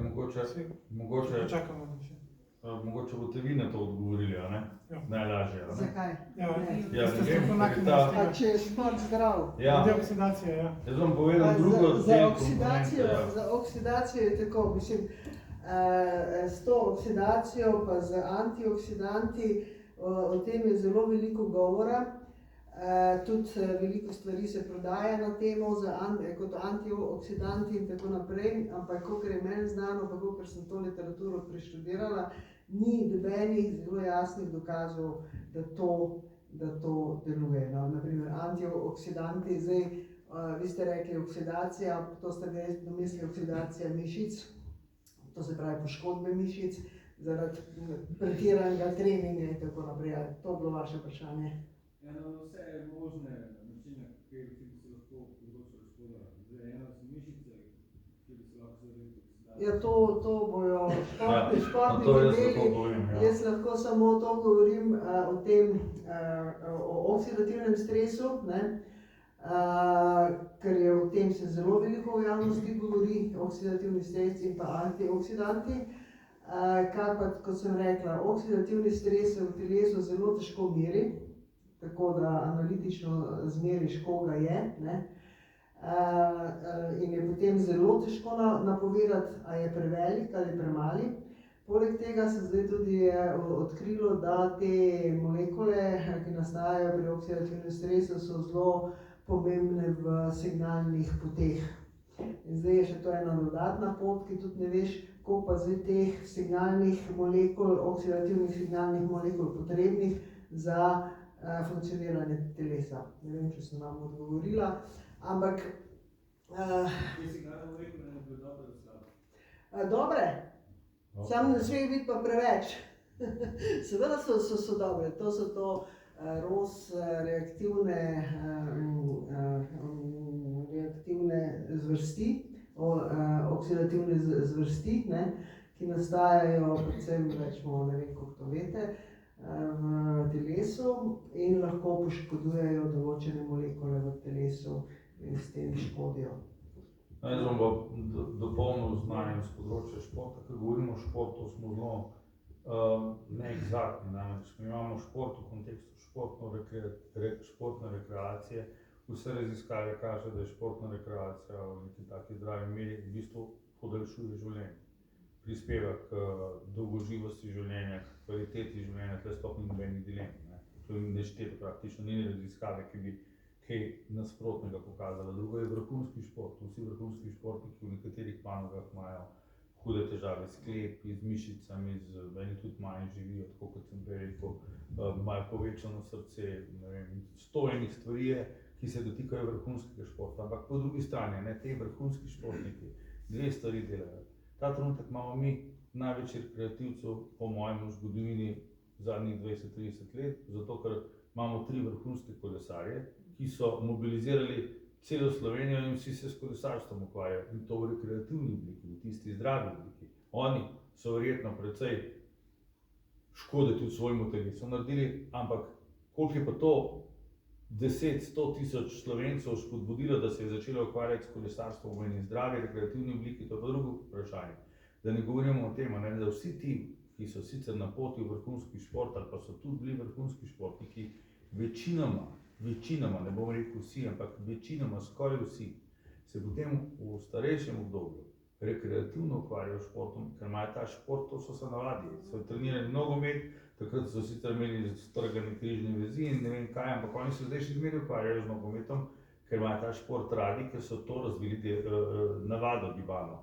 Ta drug, ki pa ni bil vrhunski športnik, sicer ni naredil nobene škode, take dolgoročne, recimo v svojih križnih vezeh, ampak on se pa ni naučil gibati, pa ima danes 20 kg več, pa so tiste križne vezi, pa meniskus, pa obraba hrustanca še 100-krat hujša. Tako da ne govorimo o tem, da se športniki naučijo tudi boljš v stresu reagirati, manj anksiozni so, višjo samopodobo imajo, praktično zelo veliko pozitivnih učinkov, govorim tudi o tistih, ki so vrhunski športniki, je na osebnost. Z vidika pač, obrabe sklepov, pa to je pa praktično 80% vseh športnih disciplin povzroča več težav kasneje, to je pa dejstvo. Ena gimnastika, smučarji, imajo vsi težave s hrbtenico, z koleni in tako naprej. Prej kot pa ostali, to je pa res. Ampak se pravi, ker to pretehtamo, pa rečemo, ampak on se pa zdaj celo življenje giba, njemu je to normalno, ker se je navadil, ker je že prej vsak dan treniral. Je pa zdaj to tehtanje, pa spet težko rečemo, da je pa zdaj vrhunski šport v tem kontekstu bolj škodljiv, ker je prinesel toliko enih pozitivnih stvari, da mogoče celo tehtajo vse tiste negativne.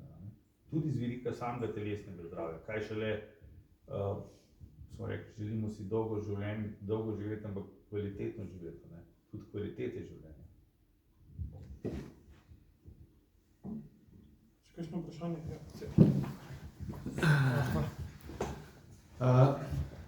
Jaz rade volje verjamem, da neke take sistemske rešitve in spodbude bi največ zalegle, ampak pač živimo pa vendarle v svetu, v kakršnem živimo in kjer teh stvari manjka. Zdaj pa jaz recimo razmišljam čisto konkretno o svojih otrokih. Imam 2 najstnici, ki sta taki kot veliko otrok, želita si takojšnjega zadovoljstva, ne razmišljata o tem, kaj se bo zgodilo čez mnogo let. Radi imata sladkarije pa računalniške igre. Kaj naj jaz naredim, da bi ju motiviral, da bi živeli in ravnali bolj zdravo? Pa še dodaten problem je, kot najstnicama se ima starši ne zdijo glih preveč kul, moji zgledi zmerno zaležejo, da bi pa imeli neke aktivnosti z očetom, pa tudi ni najbolj privlačno.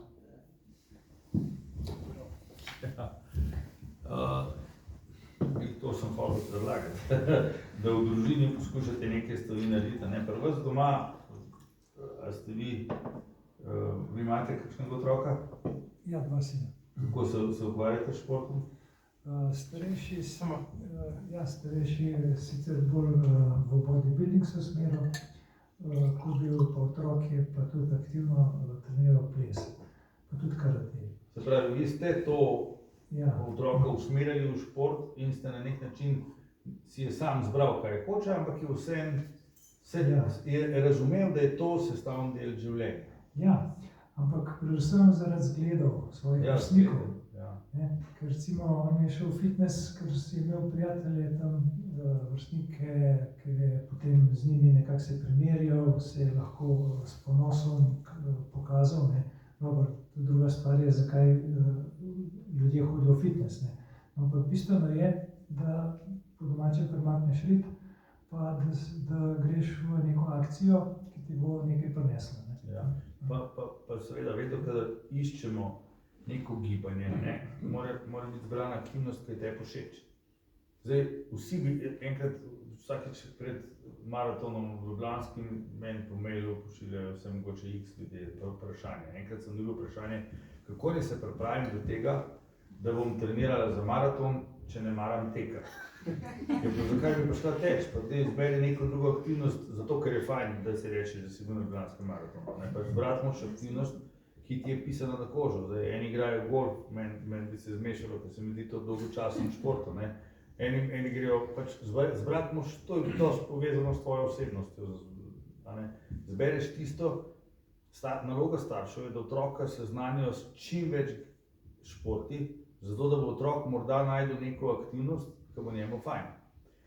Spodbujati ga morate tja, dokler je mlad, je fajn, če hodite z njim skupaj kaj delati. Pol kasneje bojo rekli tako, meni je to dolg čas, ampak probajte stimulirati to, da bojo šle pa mogoče z družbo nekam, ne po trgovinah, ampak na šport. Zdaj, kjer šport je to, veliki seveda odvisno od družbe, imajo zdaj tako družbo, da je aktivna, danes je veliko mladih pač takih, ki so pasivni. Fajn je, da spodbujate, starši imate vpliv na otroke, ne mislite, da ga nimate, večjega kot pa vrstniki. Sam včasih, če ne znate dobro komunicirati z njimi, se malo nasprot postavljajo, ampak drugače pa starši v vseh raziskavah imajo starši večji vpliv na otroke kot pa vrstniki. Sam vpliv vrstnikov se pa v obdobju adolescence seveda poveča. Ampak je še zmeraj so starši, če normalno funkcionirajo, seveda ti ne bojo povedali vsega, ker se jim zdi, da pač ne smejo starši vedeti, ampak ko bojo imeli težavo, bojo pa vsem prišli do staršev, zato ker jim bojo te starši lahko pomagali, oni vrstniki pa največkrat ne bojo mogli. Skratka, vpliv staršev skozi vzor, pa tudi skozi to, da vi morate tudi otroku dati na razpolago, ali se boš, vi rečete, ne on zbere sam, ampak dajte mu 3 stvari na razpolago, ker so za vas vse 3 dobre. Ne mu dati na razpolago čokolado pa tek, ko bo rekel, da bo imel čokolado, seveda na tak način. Čokolada je lahko nagrada, zato ker je on bil pripravljen teči, pa se matrati, pa biti, to je treba narediti. Mi moramo, vzgoja je, se vidite, imate psa, a vas uboga. Če vas ne uboga, ni problem v psu, ampak je problem v vas, da ga narobe vzgajate. Ne vedno. Ampak pes je mogoče na nivoju 1 let starega otroka, odrasel otrok. Mislim, najstnik je veliko bolj pameten. In mi se bodo mogli zelo potruditi, da boste dosegli to, ker je on zelo pameten in ima za milijon stvari odgovor, kako bo on to drugače naredil. Se pravi, z otrokom se treba ukvarjati, ampak od majhnega naprej mu je treba razlagati, da je gibanje pomembno. Zdaj ne govorimo samo o gibanju, pa tudi zdravo prehranjevanje, pa ne vem, to, da si vzameš čas, pa to, da si spoštljiv do ljudi. Saj to, veste, ne vem, mi smo tam v okviru sodelovanja z Majo kliniko imeli razvijali tam en program 12 navad zdravih ljudi. Veste, to je ponižnost, dobrohotnost, to, kako se obnašaš, kako si ti prijazen do ljudi, se to prispeva k temu. A si vas siten, pa celo življenje imaš sled zamrznenih emocij na obrazu, neko negativno emocijo, ali si prijazen, ali si spoštljiv do ljudi, se to nazadnje prispeva tudi k temu, kako se ti počutiš. Ampak zato pravim, da jaz ne vidim tako preproste, jaz sem dosti pesimističen glede na to, kako danes stvari potekajo in ne vidim tako lahkega. A veste, kaj biti strezen na to populacijo? Vojna. Vojna bi ustrezna, ker takrat, ko ne bi ničesar imeli, bi bili sposobni razumeti, kaj je v resnici pomembno. Dokler oni vse imajo, oni ne izkusijo tega. Mi smo mogoče starejši, smo se živeli v enem obdobju, ko marsičesa nisi imel in če prav ti danes vse to imaš, se spomniš, kako je bilo takrat, ko nisi imel in si hvaležen za to, da danes vse to imaš. Oni niso hvaležni za to, ker nikoli niso izkusili ničesa drugačnega. Saj niso sami krivi, da je tako. In seveda, ampak, veste, da bomo mi rekli, zdaj, ki je toliko vojne, ne, si včasih misliš, kaj, če bi ta denar, ki gre za vojne, dali recimo v zdravljenje noter, ne, ampak ne bi pomagalo. Ker spet bi se najdla neka neumnost, en del ljudi bi pa spet en del denarja v neko, tudi če ne bi bilo vojno, bi bilo v neko samodestrukcijo ustvariti. To pač je realnost in pričakovati, da bomo mi kar naenkrat skapirali, zdaj se moramo pa mi drugače obnašati, moramo biti bolj človeški do ljudi, moramo več gibati se, moramo bolj zdravo jesti. To ne obstaja, to se ne bo zgodilo.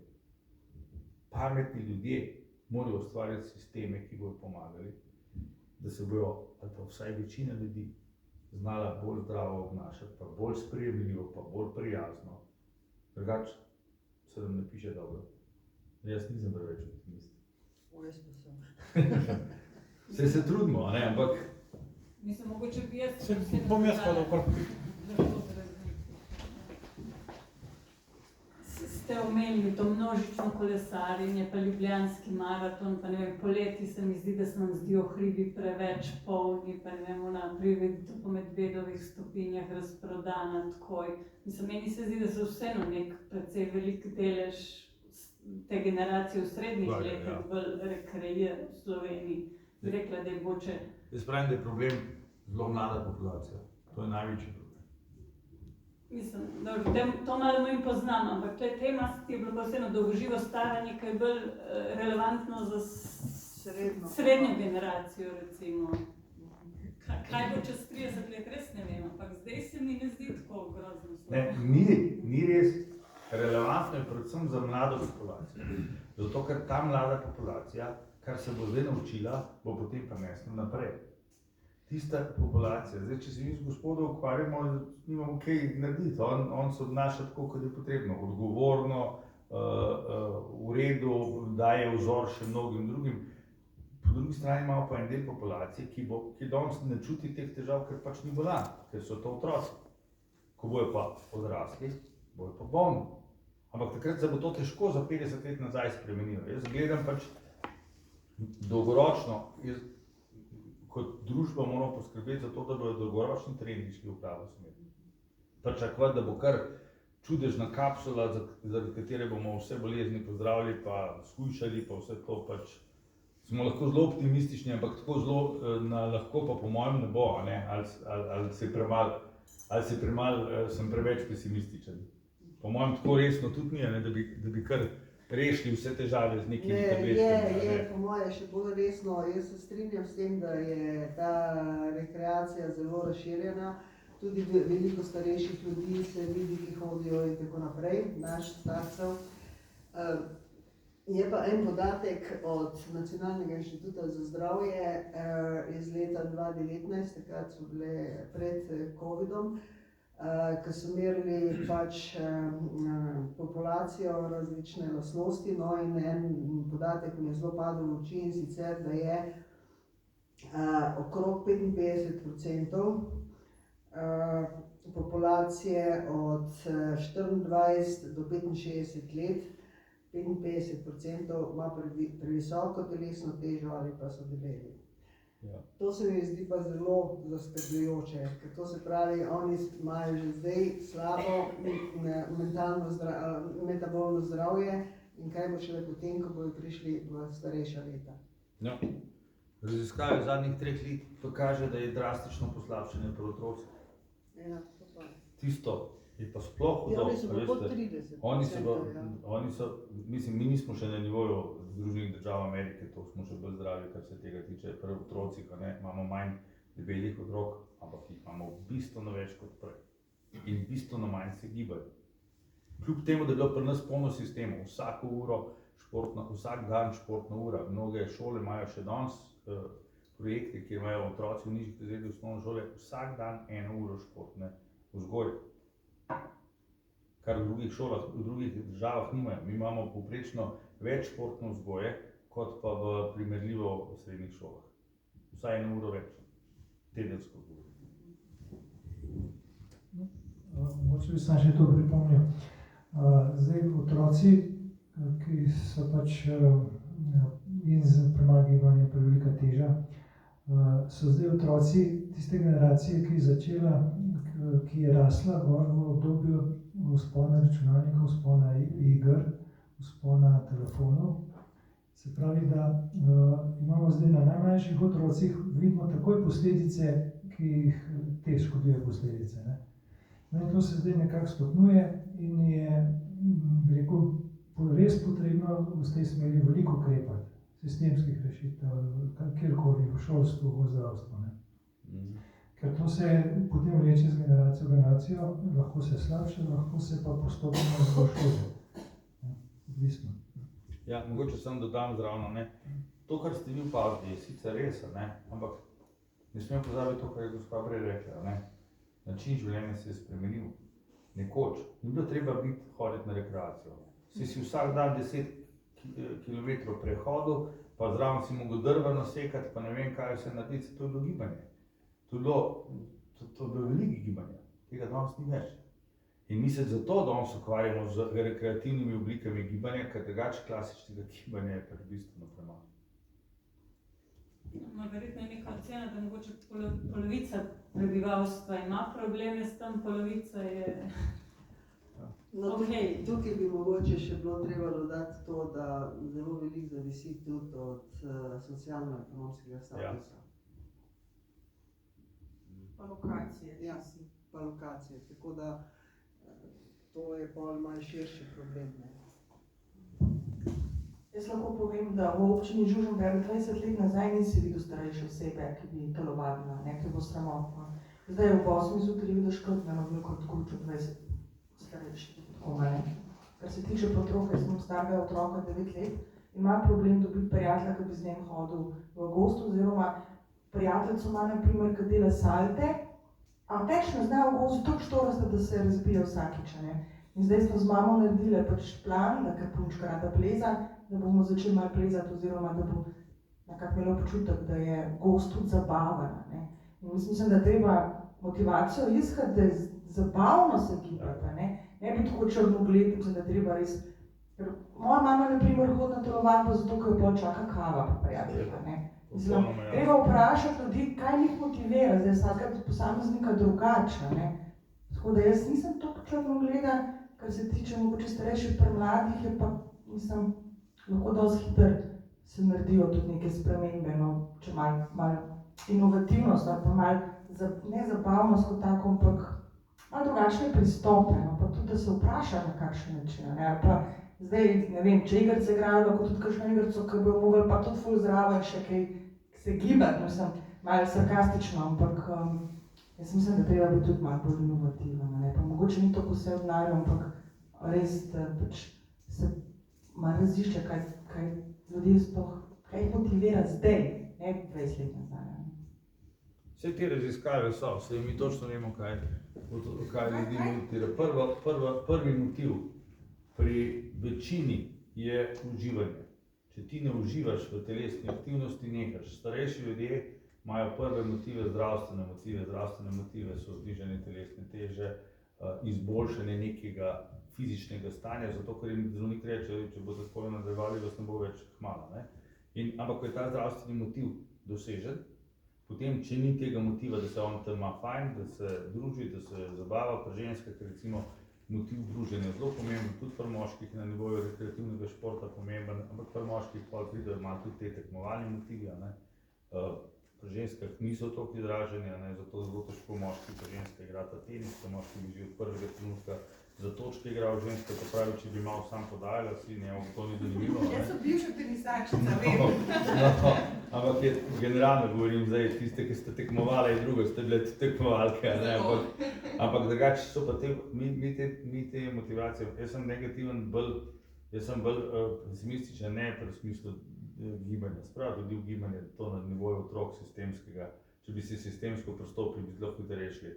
Jaz vidim problem drugje, v vzgoji, v odnosu, vsem tem, v razvajnosti, tukaj pa ni tako, tam sem jaz veliko bolj pesimističen, ker vidim, delam po službah, vidim po podjetjih, vidim kako pridejo mladi, s kakšnim odnosom pridejo v službo. Mislim, to si težko predstavljam in to cel zahodni svet gre v to smer, mi smo pa sploh tudi ekstremni v teh pogledih.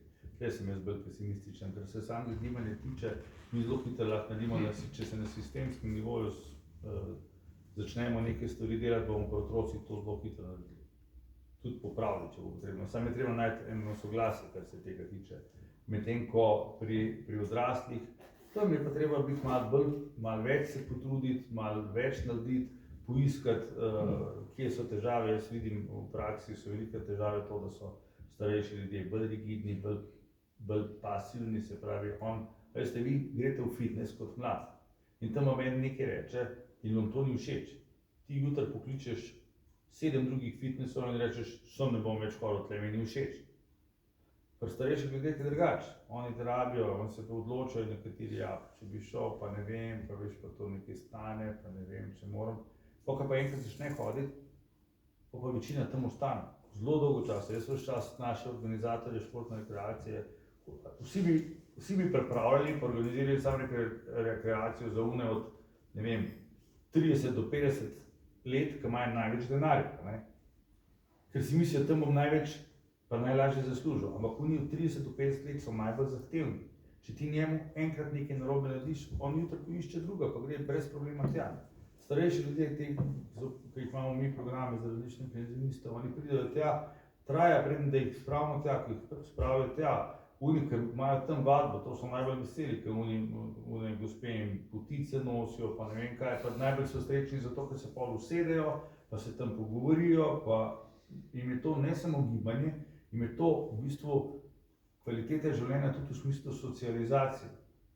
In to, mi vse to že znamo, sami dejstvo, da je, to mora nekdo delati, in ponavadi to organizatorji športne rekreacije delajo predvsem zato, da bi kje zaslužili, to so podjetja. Zdaj, če bi bilo to neki sistemi, ki bi bili z državo podprti, bi rekli, da tle imamo na razpolago, dajte pripraviti relativno zelo ugoden sistem rekreacije, ki bo čim bolj širok za starejše ljudi, pa bi brez problema spravili, pa ne še z strani države sofinancirati to, bi bilo precej cenejše kot pa pol ukvarjanje z boleznimi. Precej cenejše, ampak to je spet kratkovidnost tudi tega, a veste.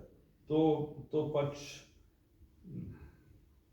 jaz se spomnim, dolgo leta so se v ameriški profesionalni hokejski ligi borili, da bi zmanjšali agresivnost, ker so se oni pretepali in je bilo grozno. Pa noben ni hotel tega narediti. Dokler, a veste kaj je pa na koncu zmanjšalo? To, da so te hokejisti bili zelo veliko poškodovani in oni so se začeli zavarovati. In ker je bilo toliko teh poškodb, ker pomeni, če si dnevni dali 10 milijonov na leto za enega igralca, pa se je pa on poškodoval, njega celo leto niso imeli plačati, so ga mogli pa vsem. In so se zavarovali. In ko so enkrat te zavarovalne, ker je bilo toliko teh odškodnin, so zavarovalnice rekli, zdaj se pa mi ne bomo, če to vidi, koliko poškodovani se mi ne bomo več zavarovali vaših. In pa so pa oni, kar naenkrat je pa bil posluh za to, da bojo zmanjšali agresivnost, da bojo preprečili te pretepe pa vse to. Se pravi, spet je, samo dokaj niso po denarju udarili, ker je bolj atraktivno bilo tudi za une, ki jih hokej ne pozna, mislim, ne zanima, če ne so pa vsaj gledali, kako so se tam tepli unija. Tako da velikrat je treba, vseeno je treba skozi stroške pogledati, ampak včasih, a veste, mi nešteto, jaz sem tudi v zdravstvu delal veliko raziskav, mi imamo polno raziskav, kjer vi lahko dokazujete, kako nek denar pa šparate, ampak to nobenega ne zanima. Ne pridemo do tja, mi se z takimi banalnimi stvarmi ukvarjamo. Tam pa, a veste, če pogledate, vi nekoga recimo, da ima nekdo 3000 evrov neto plače. Tak človek ne more priti do zdravstvene storitve eno leto po pol. In je na bolniški in država za njega plače 60 000, 70 000 evrov nadomestila za operacijo, ki pa stane jurja, pa ni pripravljena država plačati. A veste, to so taki nesmisli, kjer se enormno veliko denarja troši za nekaj, ki bi ga lahko v preventivo dajali, pa bi vsi bolj živeli, pač zaenkrat ni posluha. Mi se marsikje trudimo, da bi kakšno tako stvar predstavili, naredili, ampak ni tako preprosto. Jaz bi še sam nekaj dodala. Včasih smo imeli aerobiko. Ja. Veliko gibanja je naredila. Vem. Pa Vito Trefant je imel kaveljce in korenine, pa je ne vem koliko Slovencev se gibalo. Ja, ampak to so bili spet sistemsko postavljeni. Na tem delajmo. Ja, To je treba delati, ne? Na ta način mi lahko izzovemo pač tudi neke bolj obsežne spremembe v masi ljudi. Ker aerobika je celo revolucijo naredila, ne? Recimo, jaz mislim, da tudi ples bi marsikaj naredil, tak ali drugačen, ne zdaj kot kaj. Veliko, ja. Samo tam imamo problem. Glasba pa gibanje, ne? Tam imamo problem, ker pri plesu so moški malo štrajkajo. Ne malo, veliko. Ja, ne. Bo popravila to. Mi imamo ta trenutek en projekt, kjer imamo različne študente, z naslovom spodbujanje zdravega, aktivnega stila življenja v enem podjetju, konkretno podjetju Medis, mi imamo 1 uro tedensko plesa. Ampak tam je to easy, ker v Medisu so v glavnem ženske zaposlene. Hodi samo en moški tja na tečaja, ne. Tam je to v redu, ples je tam za tako skupino v redu, če pa vi date, ne vem, tam kolektor etra, ki imajo, delajo tele transformatorje ples, boste pa videli, da ne bo nobenega, ne. Drugače pa ples, seveda, z vidika tudi celega razvoja, pa vsega skupaj idealno sredstvo, ne. Jaz imam še en komentar. Tole, še zadnje vprašanje, ko bomo počasi zaključili. Se pravičujem, sem malo pozno prišel, tako mogoče ste se že pogovarjali, mi smo nekoč s prijatelji na faksu ugotovili, ko smo tako telovadili, pa smo pa izpadli za določen število mesecev, pa spet nazaj. In pa smo se enkrat pogovarjali in smo bili zelo soglasni glede tega, da če ti, ne vem, na 14 dni nekaj telovadiš, ali pa 3 tedne, ne, tako da se malo presiliš, se pol vprašaš, zakaj nisem tega že prej delal, ne. Ker dobiš tisti dober občutek v sebi, ne. To je bilo tako zanimivo, ugotoviti vseh komentarno. Ja, gibanje je vedno ustvarja na koncu tudi občutek zadovoljstva. Sam vmes, če tega nismo delali, se je treba malo pomatrati, ne. In zdaj, ko enkrat to, zato da to lažje premagamo, je fajn, če delamo to v družbi, skupaj, ker pol je lažje, ne. Danes ti ni do tega, ampak si se zmenil s prijateljem, pa je on že na poti, pol ne moreš biti zdaj ti nespoštljiv, pa reči, ne, zdaj se pa meni ne da, ne. Ampak drugič je pa obratno in na koncu pa oba donata, pa ima je fajn. Ampak druženje, to je en najbolj pomembnih motivov. Velikokrat nastane rekreacija tako, da se s tistimi mladostnimi prijatelji, s katerimi se ne družiš več toliko, zato ker pač vsak svoj poklic delata, pa rečete, pa dajmo na rekreacijo skupaj hoditi. To je veliko takih stvari na nekem takem individualnem nivoju, kjer to lahko dosežemo, ne. Dejstvo pa je, da gibanje, ki je enkrat osvojeno, vedno pomaga pri tem, da se dobro počutimo. Praktično prvi odgovor, korist gibanja je, da se po aktivnosti počutim bolje kot prej. Pa verjetno, če se malo potrudiš, je pa še toliko večje zadovoljstvo. Seveda, to je pa izziv, če tudi bolj kaj težka naloga, bolj se potem seveda si zadovoljen, kaj da dosežeš. Ok, hvala lepa. Zdaj pa, dajte mikrofon, ja, prosim, če... Bom brez mikrofona. Samo nekaj bi omenila, Še kratko vprašanje, ja. da se v mestu, ni vprašanje, da se v mestu srečuje včasih tudi ekstremno suhe ljudi, ne samo s preveliko težo. In tudi tukaj na predavanjih so bili nekajkrat prisotni. Zelo suhi.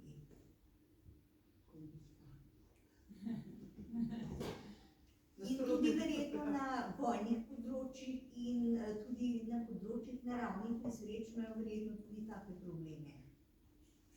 Kje? Ja, ne vem.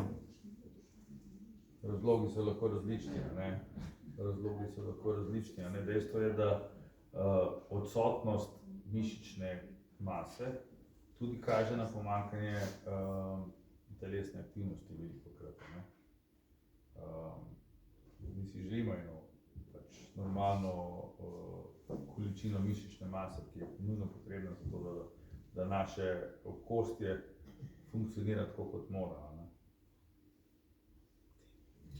Zdaj pa še zaključne misli, vsakega bom kar takole po vrsti do konca, če vsak da neke sklepne misli do okrogle mize.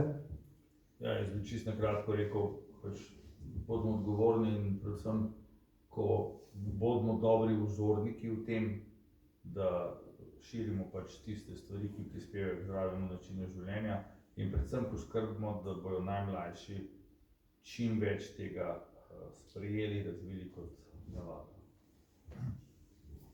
Ja, tudi jaz se strinjam, bistven je zgled, to je ena največjih motivacij in za otroke in tudi za odrasle, če vidijo, da druge, kaj počnejo nekaj dobrega, koristnega za svoje zdravje, da potem sami lažje začnejo. Ne? Tako da pač iščite zglede, dobre zglede. Ne? Naprimer, Andrej je dober zgled. Jaz nimam kaj več dodati k tem. Mislim, da se o teh stvarih treba več pogovarjati na različnih nivojih in potem tudi vsak, da postane aktiven, da se pri sebi vpraša, kako in kaj in potem ukrepa.